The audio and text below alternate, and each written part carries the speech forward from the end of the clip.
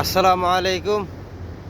তো আজকে আলোচনা করব, আমার এই ভিডিওতে অনেক ভাই কমেন্ট করে যে ভাই কাজে নেওয়া যাবে বা কাজ পাওয়া যাবে, লোকেশন কোথায় বলেন ভাই। তো সবাই কেমন আছেন?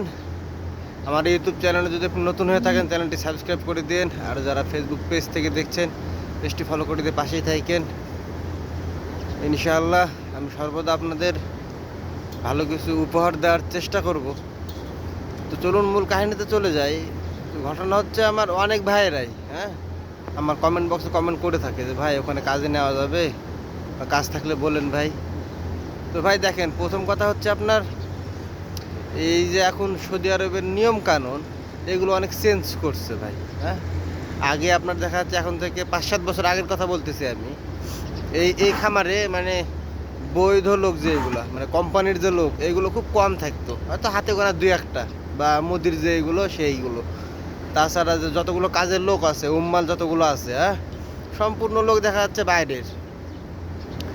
কিন্তু এখন এই সিচুয়েশান যেটা 2024 সালে যে নিয়ম কানুনগুলো করছে, এই নিয়ম কানুন করার পর থেকে ভাই, আপনারা হয়তো যারা সৌদি আরবে আছেন তারা তো জানেন যে একটা কফিলের আন্ডারে থাকা লোক আরেকজনের আন্ডারে গিয়ে কাজ করতে পারবে না ওইভাবে।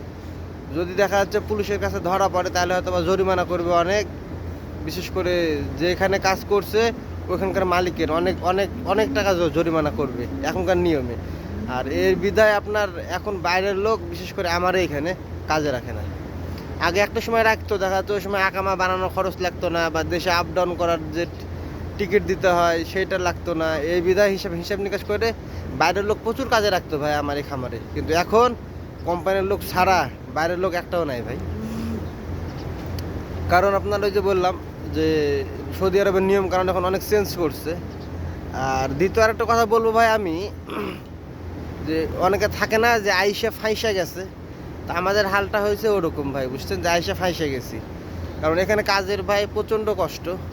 আমি হয়তো বা কালকে একটা ভিডিও আপলোড করছি, আপনারা চাইলে দেখে আসতে পারেন যে সৌদি আরবে আমি যে খামারে বিশেষ করে কাজ করতেছি এখানে কীরকম কাজ করতে হয় এবং কেমন ডিউটি, কত ঘন্টা ডিউটি।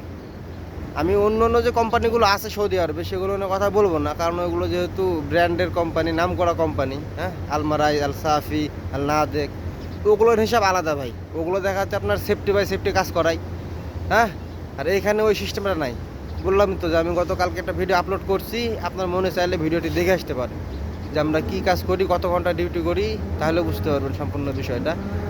আমার মতে ভাই, মানে ব্র্যান্ডের যে ভালো কোম্পানিগুলো আছে ওইগুলোতে যদি কাজ পাওয়া যায় গরুর ফার্মে তাহলে কাজ করা ভালো হবে। আর যদি ওইগুলো বাদে অন্য জায়গায় দেখা যাচ্ছে গরুর খামারে কাজে যদি আপনারা নিয়োজিত হতে চান তাহলে কষ্ট ভাই বাড়বে, কষ্ট কমবে না। কারণ এই অন্য যে খামারগুলো থাকবে আপনার নর্মালি, ওইগুলোতে কোনো টাইম টেবিল এরিয়া থাকবে না। আর যেগুলো আপনার ভালো কোম্পানি, যেমন বললাম তো আলমারাই, আল সাফি, আল নাদেক, আরও আছে এরকম হয়তো বা কয়েকটা কোম্পানি, ওগুলোতে আপনার টাইম টেবিল মেনটেন করে কাজ করাই নাই আর কি, মানে সেফটি বাই সেফটি। আর দ্বিতীয় একটা কথা বলে রাখি যে বাংলাদেশে গরুর খামারের কাজ আর এখানকার গরুর খামারের কাজ অনেক ভিন্ন। অনেক ভাই বলে যে ভাই আমার অভিজ্ঞতা আছে, আমাকে কাজে নেন। তো ভাই এখানে অভিজ্ঞতা কিছুই নাই। এখানে অভিজ্ঞতা কিছুই নাই, কয়েকদিন কাজ করলে এমনি অভিজ্ঞতা হয়ে যাবে। বাংলাদেশের হিসাবটা কীরকম, আপনার যে সকালবেলা আপনার খামারে খাবার দিলেন, পরিষ্কার করলেন, খাবার দিলেন, সকালে কাজ শেষ, হয়তো দুপুরে যদি গরুদের গোসল করাতে হয় তাহলে গোসল করালেন, দুপুরের কাজ শেষ, আবার হয়তো বা বিকালে গিয়ে খাবার দিলেন, বাস গরুর খামারের কাজ শেষ। বাংলাদেশের হিসাবটা অ্যাভেলেবল এরকম হয়ে থাকে আমি যতদূর জানি, হয়তো বা কিছু ভিন্নতা থাকতে পারে। কিন্তু এখানকার হিসাবটা ভাই, মানে আমার যে খামারটা এখানে দেখা যাচ্ছে 24টা ঘন্টায় গরুর সঙ্গে লেগে থাকতে হয়। দয়া করে অনুরোধ করছি আবারও যে কালকে আমি যে ভিডিওটা আপলোড করছি ওই ভিডিওটা দেখে আসেন, ইনশাল্লাহ সম্পূর্ণ কিছু বুঝতে পারবেন। তো আপনারা যারা ভাই আমার কাছে কমেন্ট করেন যে কাজে নেন বা কাজে লোক লাগলে আমাদের বলেন, যে কমেন্টগুলো করেন, অনুরোধ করবো ভাই আপনারা কেউই রাগ করিয়েন না, গুসা হয়েন না। কারণ আমার যদি কিছু করার থাকতো ভাই তা আমি অবশ্যই আপনাদের জন্য করতাম। কারণ আমার দ্বারা আপনার যদি উপকার হয় তাহলে তো আমার ভালো লাগবে, বা আমি হয়তো বা অন্যজনের কাছ থেকে উপকৃত হবো কোনো একটা সময়। তো ভাই মনে কিছু নিয়েন না, যারা কাজের ব্যাপারে কমেন্ট করেন আমার কাছে, আমি কি হয়তো বা একজনকেও বলতে পারি না যে ভাই কাজ আছে বা কাজ দিতে পারবো, এরকম ধরনের কমেন্টের রিপ্লাই একজনকেও দিতে পারি না। তো আপনারা ভাই মনে কষ্ট নিয়েন না, হ্যাঁ, আমাকে ভালোবাসা দিয়েন। ইনশাআল্লাহ আমি আপনাদেরকে এই ভিডিওগুলো উপহার দেওয়ার চেষ্টা করব। তো আজকের মতো এ পর্যন্তই। সবাই ভালো থাকেন, সুস্থ থাকেন। আর সৌদি আরবে আজকে মানে গতকাল থেকে আর কি প্রচণ্ড গরম পড়তেছে, রতুবার গরম যেটা বলে আর কি।